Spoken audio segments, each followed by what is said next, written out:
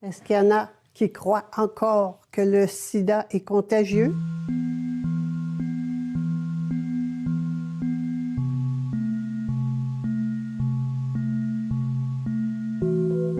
L'existence même d'une épidémie de sida en Afrique est terriblement hypothétique et, à mon sens, n'est pas réelle. Il y a une épidémie basée sur un nouvel étiquetage d'une pathologie infectieuse ancienne et qui était bien connue et qu'on s'est tout d'un coup mis à appeler sida. HIV is not causing AIDS, therefore we don't need to use condoms and not use antiviral drugs. Where in the history of viruses and microbes have we ever seen those that only stay with a small minority of male homosexuals and junkies? Nous sommes un très large groupe internationalement, aux États-Unis, en Europe, en Afrique, un peu partout. Le groupe dont je suis actuellement le président comporte plus de 2 ou 3 000 signataires qui sont donc les membres de notre groupe et qui comprennent énormément de médecins, de biologistes, de PhD, de biologistes, de journalistes et de gens qui sont concernés par tous ces problèmes-là.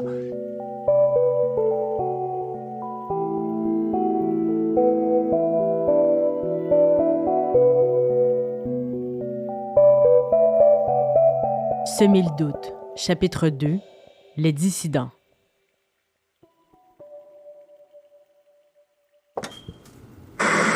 Bon, c'est à mon tour de lancer l'alerte. Mon nom est Bernard Lachance. Je viens de me faire couper à tout jamais, censurer mon Facebook. Peuple du Québec, cette propagande mondiale d'une pandémie, d'une COVID-19, ressemble étrangement à la propagande mondiale des années 80, VIH égale sida. 2020. À l'arrivée de la pandémie de COVID-19, Bernard Lachance, un homme gay vivant avec le VIH, publie une vidéo sur YouTube où il s'adresse à son médecin traitant, Régent Thomas, de la clinique médicale L'Actuelle. En 2017, Bernard prend la décision d'arrêter sa médication contre le VIH parce qu'il commence à douter des intentions des compagnies pharmaceutiques et du gouvernement. Durant cette période où il fait ses recherches, il se lie d'amitié avec plusieurs personnes qui partagent ses croyances. Puis, au mois de mars 2020, l'état d'urgence sanitaire le met dans une colère qui le pousse à exposer ce qui est pour lui la fraude du VIH. C'est par son charisme et son ardeur qu'il est rapidement propulsé comme influenceur au sein du mouvement conspirationniste au Québec. Mais avant ça, Bernard a été connu au Québec en tant que chanteur. Sa popularité lui permit alors d'avoir une certaine visibilité dans les médias de la province.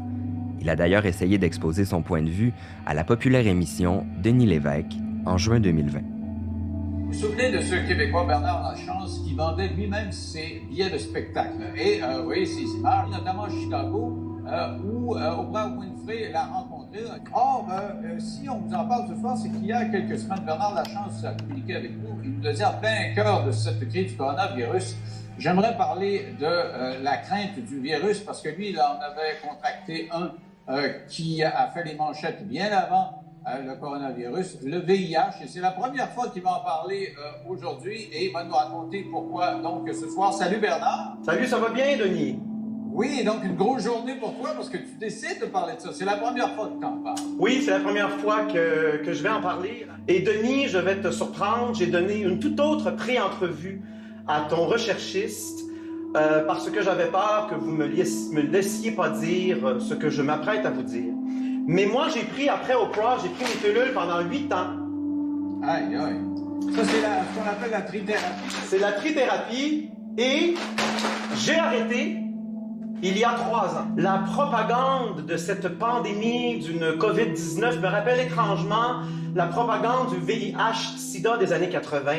Et ceci est une pandémie qui, aujourd'hui, 35 ans plus tard, est très bien documentée comme ayant été, et là je vais vous surprendre, comme ayant été frauduleuse, criminelle, et aussi scénarisée par les mêmes acteurs et les mêmes institutions que ce qui nous intéresse aujourd'hui. Et... Bernard. Tu l'as pas dit t'as pas dit à Rochelle de pupitre qu'elle allait dire ça, et moi, je peux pas passer ça à la télévision. Parce que pour toi, c'est sérieux, puis pour moi, c'est n'importe quoi. Denis, je cite des prix Nobel. Denis, ce qui est commun à tous les adepte du complot, là, de toutes les théories de complot, c'est qu'ils ont une avanchure de ça d'épais, d'espèces de documents qui sont de la patente à glace. Ce que tu racontes là, c'est... Tu dirais que tu au prix Nobel que je cite? Le mouvement dont faisait partie Bernard Lachance est le négationnisme du VIH. Les croyances négationnistes considèrent que le VIH n'est pas la cause du sida. Le sida serait simplement un syndrome causé par la consommation abusive de drogue, la prise d'antibiotiques à répétition, la malnutrition, ou bien pourrait être causé par d'autres maladies comme la tuberculose. Toujours selon ces croyances, certains hauts placés du gouvernement auraient inventé l'apparition du VIH dans les années 80 en Occident dans le but d'enrichir les compagnies pharmaceutiques et l'establishment scientifique. Bernard avait même créé un site web nommé Sida Censure où il cumulait les pseudo-preuves qui prétendaient que le VIH est un mensonge. On y retrouvait des informations provenant de scientifiques, certains avec des prix Nobel, mais dont les propos étaient en contradiction avec les autres recherches scientifiques effectuées dans le courant des 40 dernières années.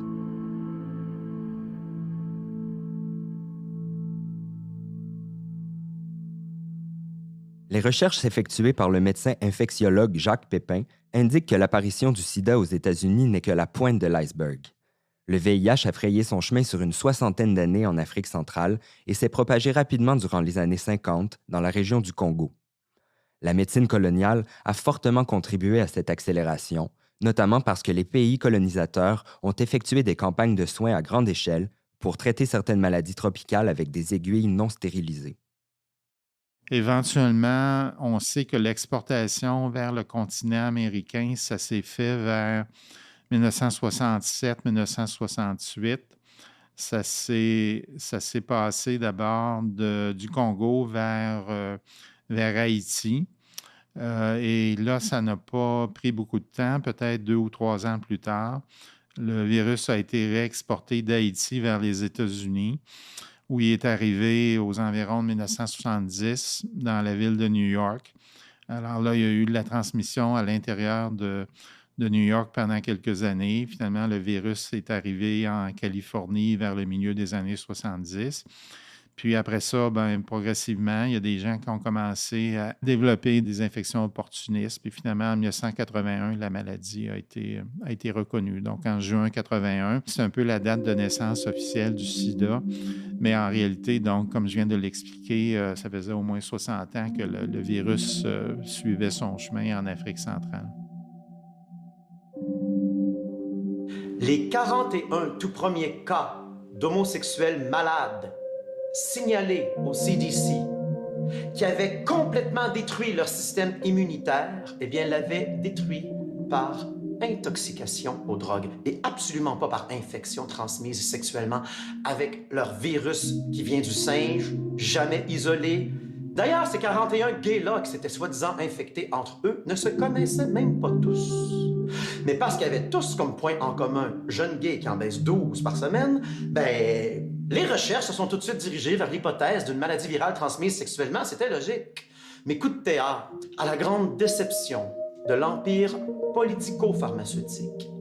Régent, c'était 41 gars de club complètement intoxiqués aux drogues qui s'étaient défoncés pendant des années dans les bars gays des grandes villes des États-Unis, exactement où les premiers cas de sida ont été signalés. New York, LA, San Francisco. Le toxique était au rendez-vous. Cocaïne, héroïne, LSD dans ce temps-là, leur antibiotique pour leur gonorrhée, leur chlamydia, leur syphilis, qui avalait probablement avec un shooter d'alcool entre 2 baises. Mais la première drogue en haut de leur liste, c'était le nitrite d'amyle. Et ceci a été démontré, même si censuré, que les plaques rouges du sarcome de Kaposi, première maladie emblématique de cette épidémie de HIV, qui était en fait une épidémie de mensonges, les poppers, l'inhalation, la racine de grid qui est devenue sida, c'est l'inhalation excessive pendant des heures sur les pistes de danse de la drogue des gays. C'est pourquoi que c'était des gays, les poppers.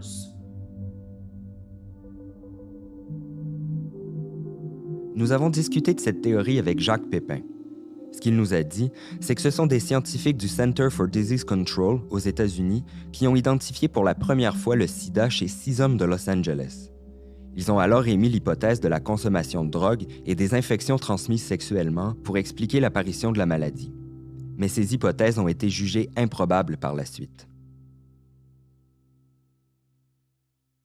Avec la découverte du VIH vers 1983-84, c'est là qu'on s'est rendu compte que ce n'était pas les poppers, que ce n'était pas un épuisement immunitaire à cause d'infections par de multiples agents pathogènes.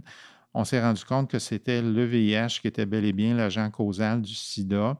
Ça s'est fait par des études qui ont été, dans le fond, très simples. C'est qu'une fois qu'on a identifié le VIH, on a rapidement développé des tests sérologiques qui permettaient d'aller détecter la présence d'anticorps contre le VIH. Et chez les sidéens, c'était 100% des cas qui avaient des anticorps contre le VIH. Chez les homosexuels qui n'étaient pas malades, c'était, je ne sais pas, 10, 20, 30% qui avaient des anticorps. Et chez la population hétérosexuelle qui n'avait pas de facteur de risque, c'était 0% qui avait des anticorps contre le VIH. Donc, c'est comme ça qu'éventuellement, on a démontré de façon indubitable que le virus VIH est la cause du sida. Good afternoon, ladies and gentlemen. First, the probable cause of AIDS has been found, a variant of a known human cancer virus. Second, not only has the agent been identified, but a new process has been developed to mass produce this virus. Thirdly, with discovery of both the virus and this new process, we now have a blood test for AIDS. With the blood test, we can identify AIDS victims with essentially 100% certainty.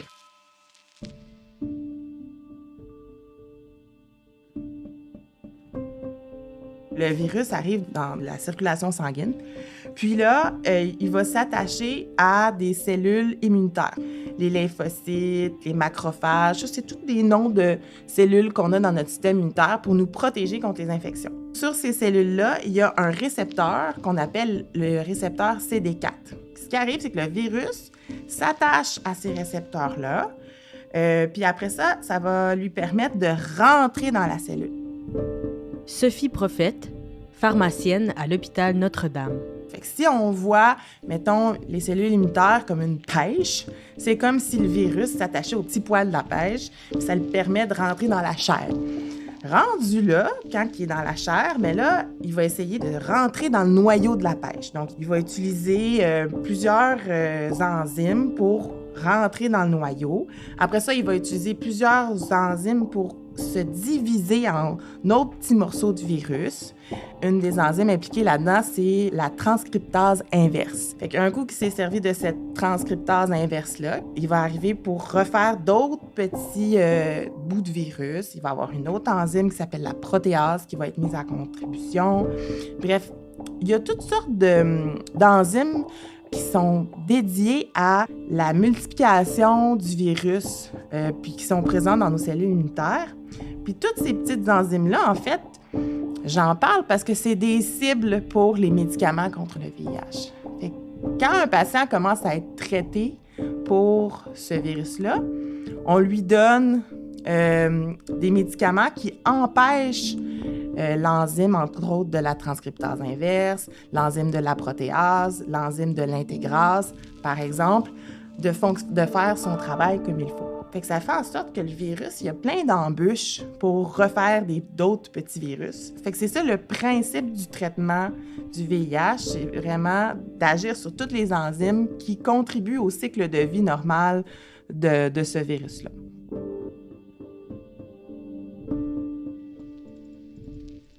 Les médicaments sont devenus efficaces contre le VIH seulement à partir de 1995. C'est donc dire que de 1981 à 1995, la majorité des personnes qui contractaient le VIH devaient se préparer à leur mort prochaine. René Légaré a connu cette période parce qu'il travaillait à la clinique médicale L'Actuelle. Cette clinique, fondée en 1987, traitait les patients et patientes avec le VIH ou le sida, sans trop savoir ce que l'avenir leur réservait.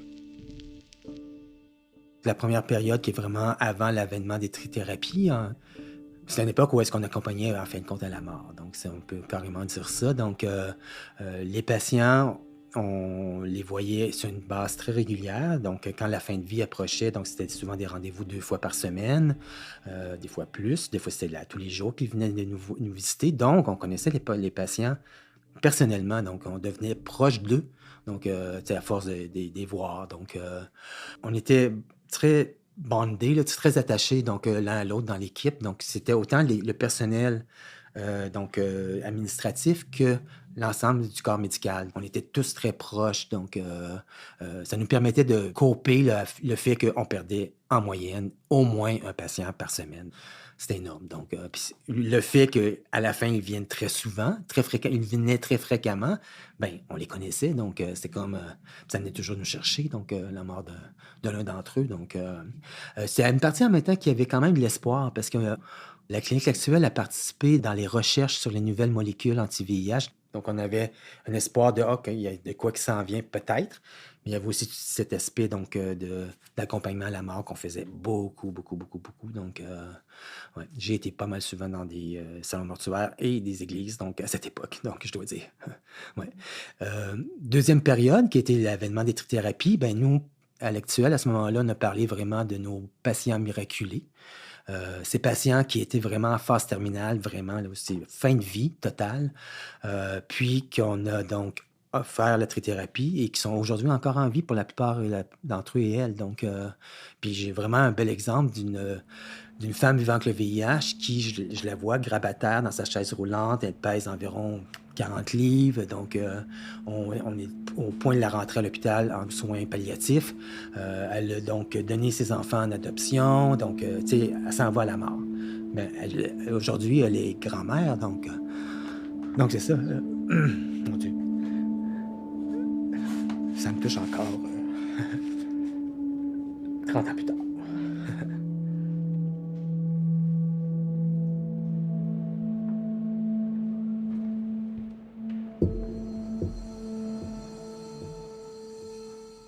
Et voilà pourquoi, Dr. Régent Thomas, je ne boufferai plus jamais ce poison qui a probablement affecté mon système immunitaire comme mes poumons si j'avais fumé 8 ans. Grâce à Internet, Big Pharma a perdu le contrôle de la censure.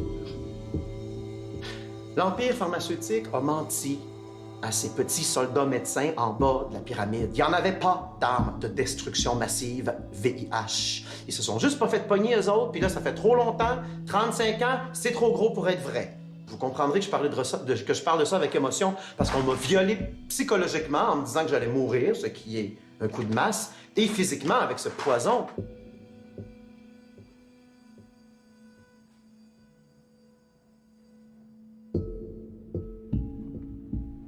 Bernard rapporte avoir été empoisonné par les médicaments qu'il a consommés pendant 8 ans. Cette idée n'est pas nouvelle. Au contraire, elle pouvait être vraie durant les premières années de la pandémie. Elle remonte à la période de l'AZT. C'était le premier médicament prescrit pour réduire la charge virale chez les personnes atteintes du sida au début des années 90. Très toxique, l'AZT était donné dans des quantités beaucoup trop importantes et comportait des effets indésirables très souffrants.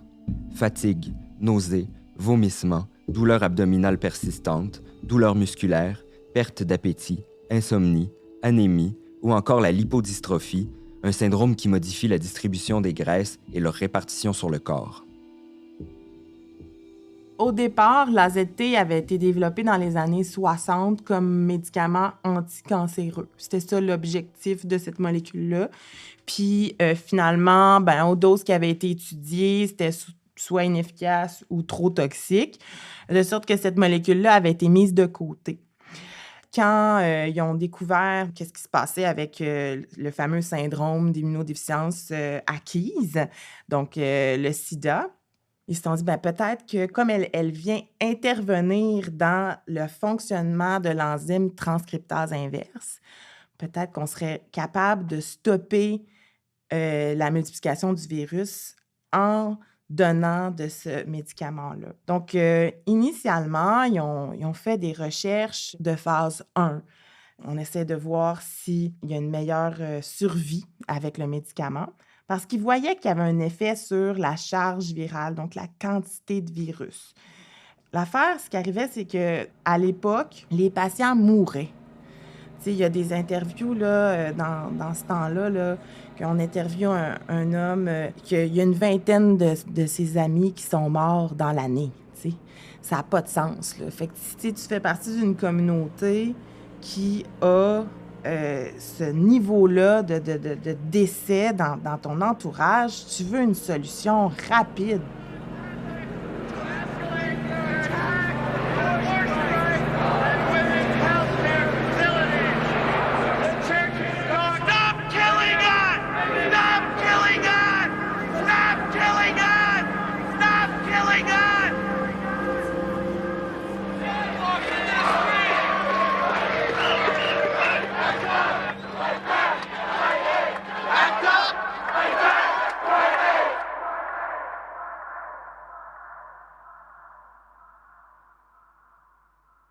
À ce moment-là, il y avait énormément de pression pour sortir le médicament ou le libéraliser, c'est-à-dire le donner au plus gros nombre possible de personnes. Puis bien, c'est là qu'ils ont élargi le bassin de population qui pouvait bénéficier de ce médicament-là. Mais là, l'affaire, c'est qu'avec le VIH, on s'est rapidement rendu compte que ça prenait plus qu'une arme pour se battre contre ce virus-là. Puis au bout de quelques temps d'exposition aux médicaments, bien, la transcriptase inverse a fini par être en mesure de faire son travail, même en présence de l'AZT. Fait que l'AZT arrivait, pendant un certain temps, à faire diminuer le nombre de copies de virus dans le sang, mais à la fin de la journée, après une exposition de quelques mois, quelques années, le virus reprenait de plus belle. Initialement, dans les années 90, les molécules qui avaient réussi à être mises en marché, on disait toujours que ça nous prend absolument 3 antirétroviraux pour stopper la maladie. Ces traitements-là sont arrivés et donc ça a quand même suscité certains défis auprès des personnes vivant avec le VIH, que ce soit le fait donc d'ingurgiter plusieurs pilules par jour, donc la quantité de pilules changeait. Là. On pensait que c'était plus l'AZT, mais c'était l'AZT avec le DDC, c'était avec un inhibiteur de protéase. Il y avait aussi la question de la prise, donc les différentes posologies. Il y en a des médicaments que c'était 1 dose par jour, d'autres 2 doses par jour. On allait jusqu'à 4 doses par jour. Donc 4 doses par jour, ça veut dire que la personne prend un médicament aux 6 heures. Ça veut dire qu'il faut que tu te réveilles dans la nuit presque, donc pour prendre ton médicament. Prendre 4 pilules par jour et tu travailles, personne ne sait que tu vis avec le VIH. Donc, comment tu fais pour prendre vraiment tes médicaments quand c'est le temps de le prendre durant la journée puis tu es au travail? S'il faut que tu le prennes en mangeant, donc est-ce que tu le fais devant tes collègues de travail? Ça pouvait soulever énormément de questions autour de la stigmatisation donc associée au fait de prendre des pilules, des médicaments. Donc, autre point, c'est que les premières générations d'inhibiteurs de protéase qui ont vraiment sauvé la donne dans le milieu du VIH étaient presque autant toxiques que l'AZT pouvait l'être. Des effets secondaires quand même assez graves, donc des effets secondaires comme les diarrhées, certains problèmes biochimiques donc, qui nécessitaient la prise d'autres médicaments pour contrer les problèmes que ça faisait naître. Ceux qui avaient des problèmes justement de digestion, dans le métro de Montréal, il n'y a pas énormément de toilettes, hein? Donc c'est comme il ne fallait pas qu'ils leur prennent une diarrhée au moment où est-ce qu'ils sont donc, dans le métro ou autre. Donc ça causait vraiment des fois des situations donc, dérangeantes, donc ennuyantes pour les personnes vivant avec le VIH. Malgré l'émergence et l'évolution rapide des traitements anti-VIH dans les années 90, l'accès aux thérapies a été très inégal entre les pays du Nord et du Sud. Les pays occidentaux ont pu traiter les personnes atteintes à partir de 1995, alors que les pays aux ressources plus limitées n'ont eu accès qu'à une quantité extrêmement restreinte de médicaments, notamment en raison de leurs coûts très élevés. Entre 1995 et 2000, je n'étais pas sous traitement. Le traitement n'était pas facilement accessible. Alors, je me contentais de survivre en m'assurant de manger correctement, à faire de l'exercice et bien sûr en rencontrant d'autres personnes vivant avec le VIH. Puis, vers l'an 2000, ma santé a commencé à se détériorer et j'ai développé une pneumonie. C'est à ce moment-là que j'ai rejoint un essai clinique qui était en cours au Zimbabwe. Puisque les pays plus pauvres avaient moins accès à la médication, l'étude visait à évaluer si le VIH pouvait être contrôlé en prenant cette médication par intermittence. Malheureusement, l'étude a été interrompue quand on a constaté qu'elle n'était pas concluante. C'est la raison pour laquelle j'ai dû venir au Canada. Chez nous, il n'y avait pas de système mis en place après l'étude pour s'assurer que les gens avaient un suivi avec un médecin, un accès au traitement et des systèmes de soutien.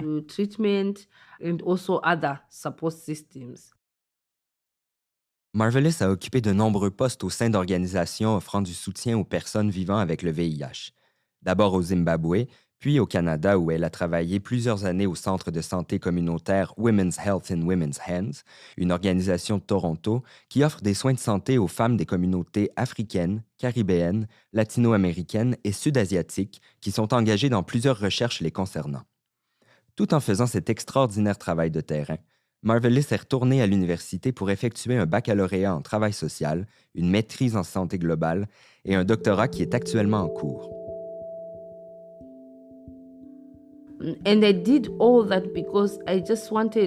J'ai fait tout ça parce que je voulais être capable de connaître les systèmes du Canada pour être efficace dans mon travail de défense des droits.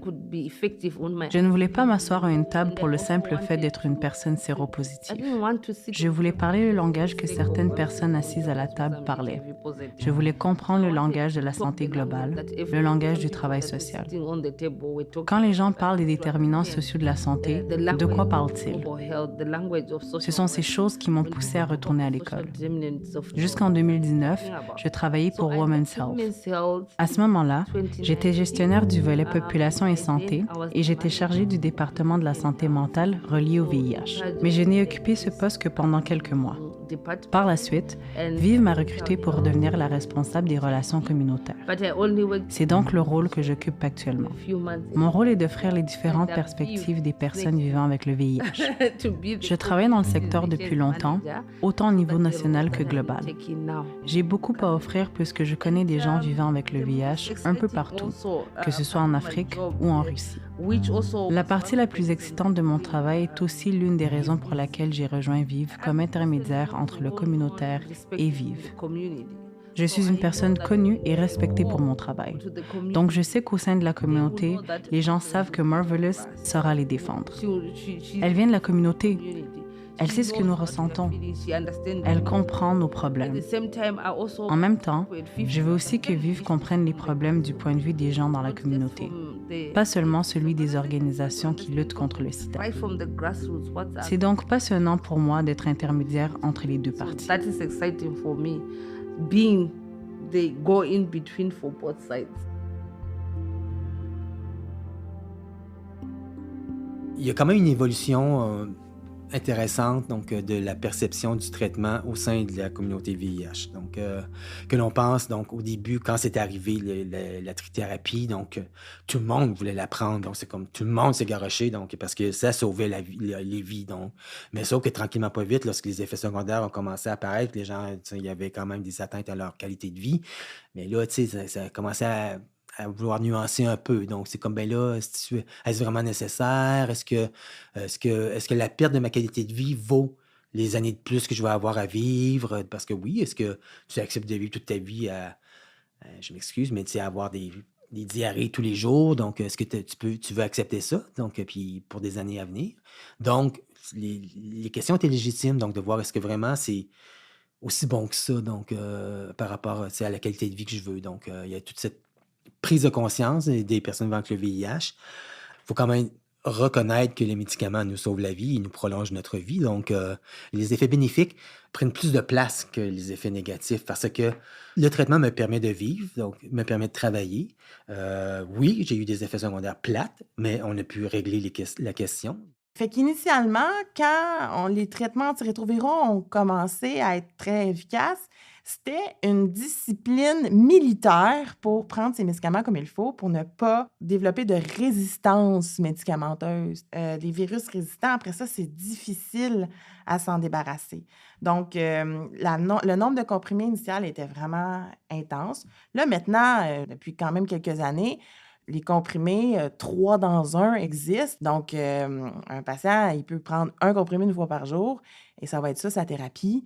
Et merci, bonsoir. Là. Donc, on n'a plus ces quantités-là énormes de comprimés à prendre. Donc, ça l'a changé à travers les années. Là, maintenant, étant donné tout ce qui est arrivé avec l'AZT, justement, la toxicité qu'on a vue, il y a énormément de surveillance, dans le fond, qui est faite pour s'assurer que les patients ne développent pas des effets indésirables à long terme parce qu'on sait qu'ils vont prendre ces médicaments-là à vie. Donc, il y a beaucoup d'études qui sont faites sur l'innocuité, dans le fond, des antirétroviraux. Puis, bien, maintenant, on sait qu'un patient qui est traité avec une thérapie antirétrovirale efficace pour lui, son espérance de vie est similaire à celle d'un patient qui n'a pas ce virus-là. Donc, ça a rendu le VIH plus comme une maladie chronique, si on veut, pour laquelle les gens doivent prendre des médicaments toute leur vie, mais qui au moins n'a pas un impact sur leur longévité.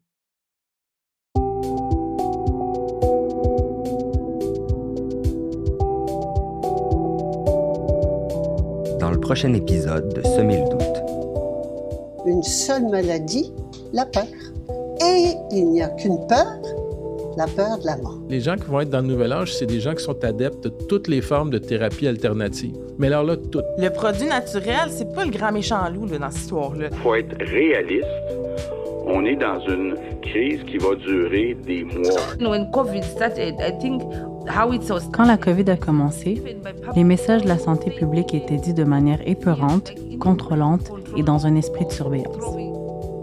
Semer le doute est une production du portail VIH-Sida du Québec.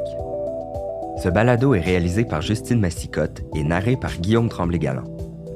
Nous tenons à remercier les invités qui ont généreusement donné de leur temps pour participer au balado. Marvelous Muchenje, Jacques Pépin, René Légaré et Sophie Prophète. Un merci tout spécial à Stella Gassirabo pour son soutien à la traduction et au doublage. Merci à Vive Healthcare et Gilead qui nous ont aidés à financer ce projet.